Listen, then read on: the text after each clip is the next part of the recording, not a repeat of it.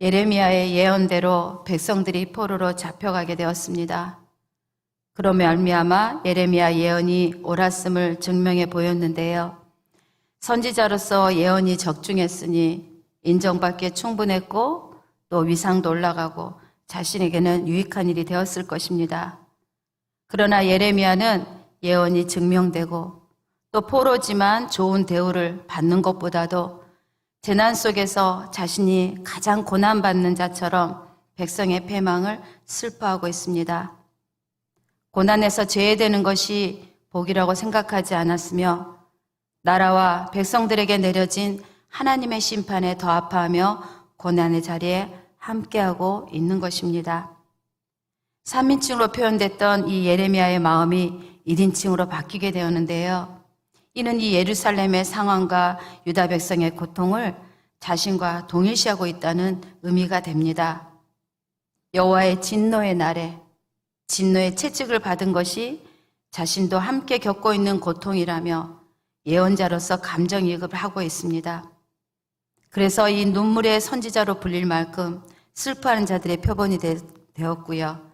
또 이 예레미야 예가는 특별히 감정적인 표현이 가장 잘 드러나고 있습니다. 2장 전체의 분위기를 보면 슬프다라고 시작합니다. 왜냐하면 여호와께서 화가 나셨기 때문입니다. 이 슬픔의 감정을 신체의 장기로 표현하고 있는데요. 11절에 보면 내 눈이 눈물에 상하여라며 눈이 상하였다고 하는데 이는 거의 눈이 새하기까지, 거의 눈이 멀게 되기까지 더 이상 울 수 없을 때까지 울었다는 의미가 됩니다. 더 나아가서 창자가 끊어지고 간이 땅에 쏟아졌다는 표현을 통해서 이 재난들로 말미암아 창자와 간이 큰 손상을 입을 정도로 견딜 수 없는 그런 슬픔을 느꼈다고 말하고 있는데요. 우리말에도 애 끓는다, 애간장이 녹는다고 할 때 이 애도 이 사람의 창자를 말합니다. 즉 모든 창자가 녹을 정도로 그렇게 완전한 파멸을 깊이 느끼고 있음을 말하고 있습니다. 이 창자가 끊어졌다라는 말에 이렇게 전해진 처음에 시초를 보면 이 중국 동진에 황공이 청나라를 정발하러 가다가 양자강에서 새끼 원숭이 한 마리를 잡아 배에 싣고 갔다고 합니다.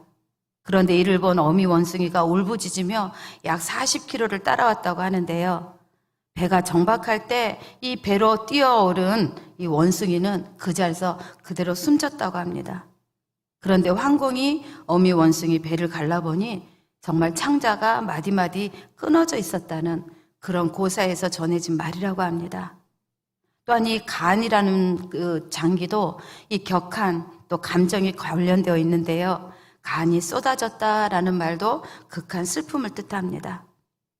예레미야는 이 나라 잃은 슬픔이 그와 같다고 하면서 살면서 정말 겪는 그 심각한 고통을 표현하고 있는데요.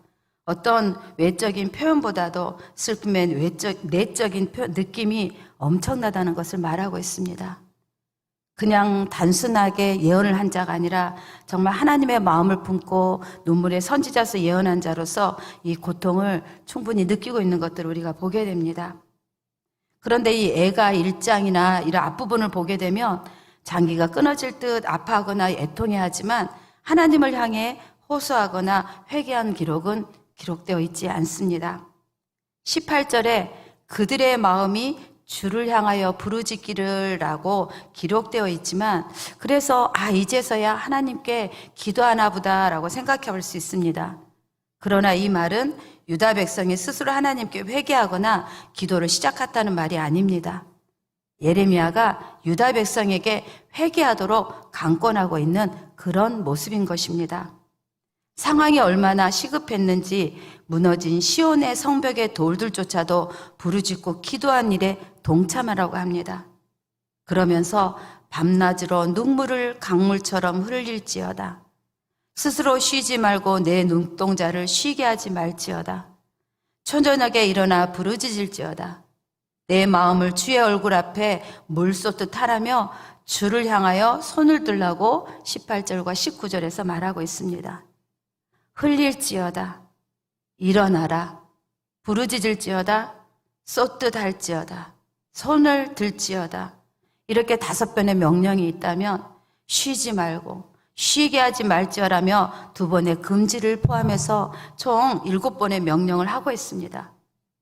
이는 예레미야가 온 영혼을 다해서 애통해하며 전하고 싶었던 메시지가 있었던 것입니다. 바로 혼신을 다한 기도, 온전한 회개를 해야 하는 것이 지금 이 순간에 백성들이 해야 하는 것이란 것들을 알려주고 싶었던 것입니다. 밤낮 눈물을 강처럼 흘리는 참회의 기도, 눈동자를 쉬게 하지 않을 만큼 쉬지 않고 드리는 기도, 밤이 시작되는 시간에 드리는 그렇게 절박한 기도, 마음을 물처럼 쏟아내는 통곡의 기도를 강권하는 이유가 회개 기도야말로 민족의 앞날을 바꿀 수 있는 길이고 패역함을 용서받는 길이고 진노 중에라도 주님의 긍휼을 얻는 길이며 기도 외에는 답이 없다는 것을 알기 때문이었습니다. 마음을 주의 얼굴 앞에 물 쏟듯 할지어다.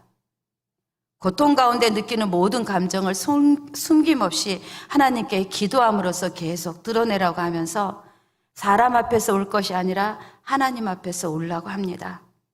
물론 사람 앞에서 울 때도 치유의 역사는 있습니다.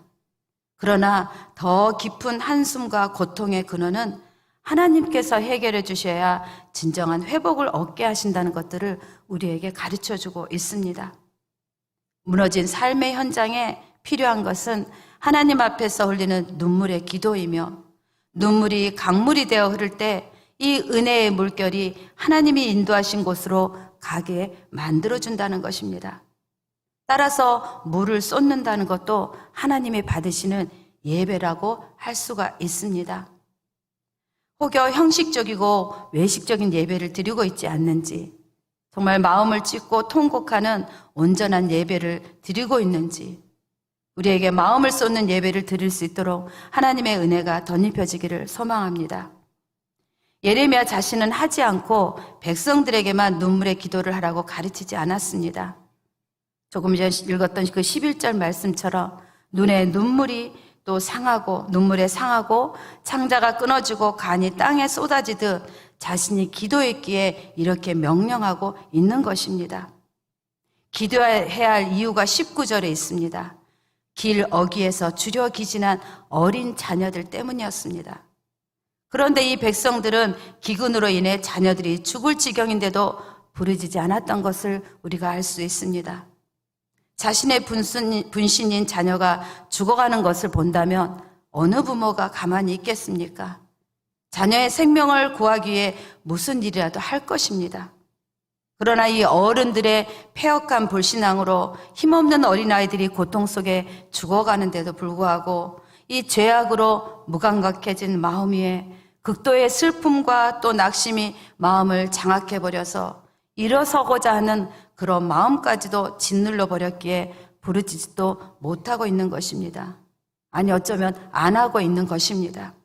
그래서 예레미야가 부모가 할 일이 주를 향해 손을 들고 기도해야 한다고 일깨워주고 있는 것입니다.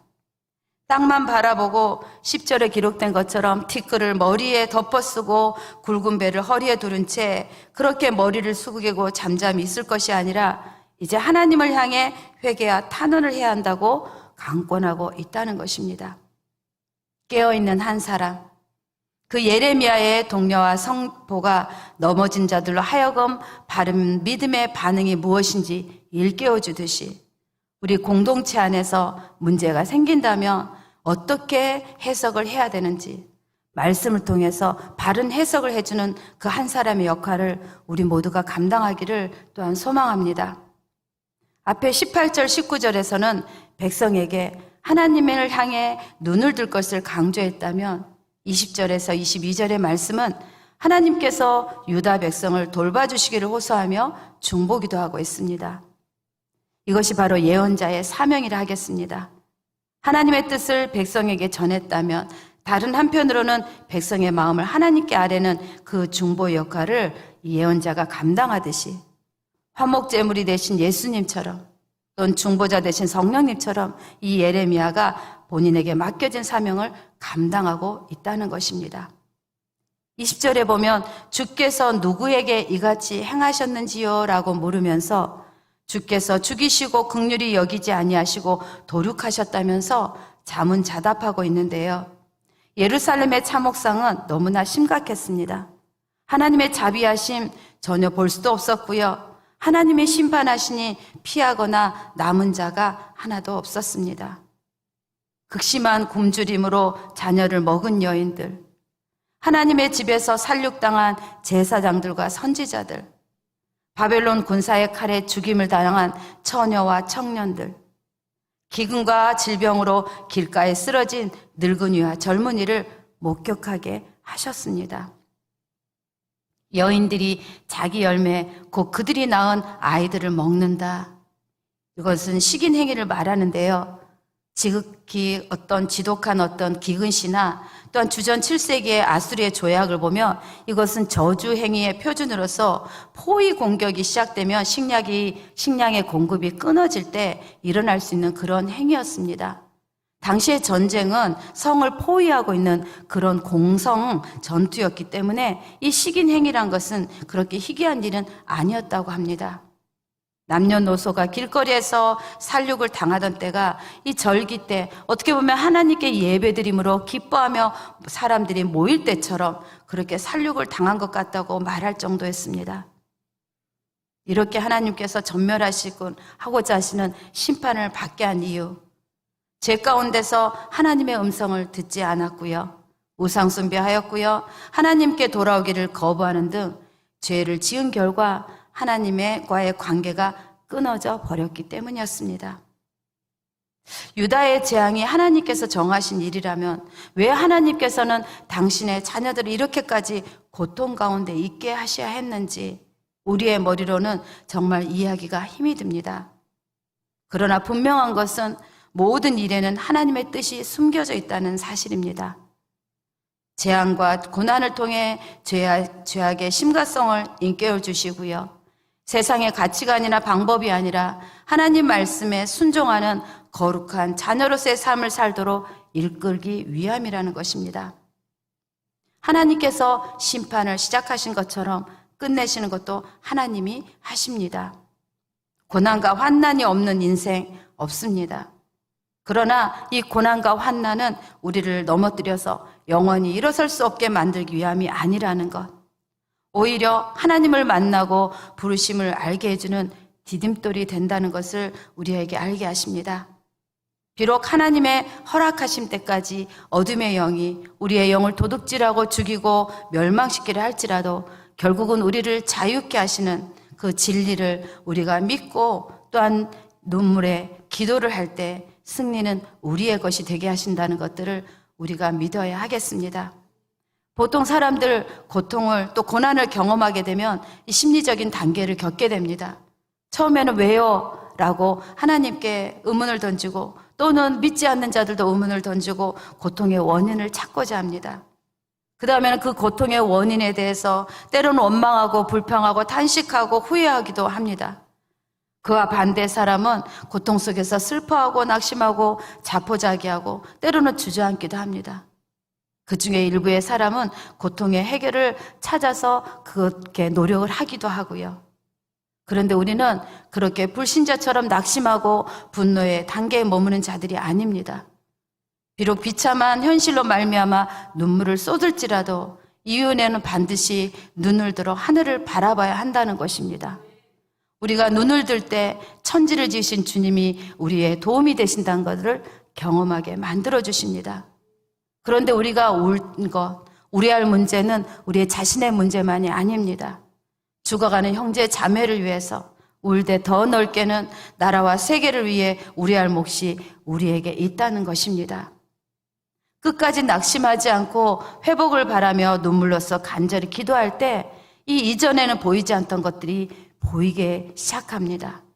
1절에 기록되어 있습니다. 진노의 구름이 덮여 있다고.